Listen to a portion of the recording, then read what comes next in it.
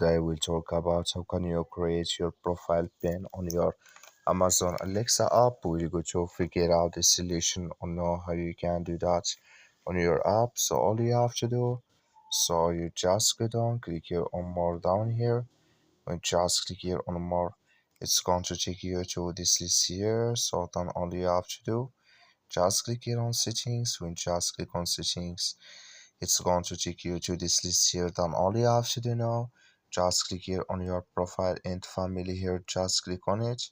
So then you come to next step here, just switch into open video like this here. So then you go down, you just keep going down here, click here on pin. So when you just click here on pin here, it's going to take you to this list. You click here on get started here. So when you just click on it, it's going to show for you a list like this here.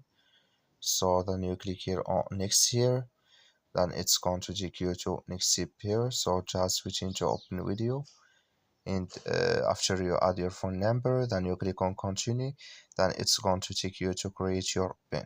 That's all you have to do. Thank you for watching. Don't forget to support us by liking, subscribe.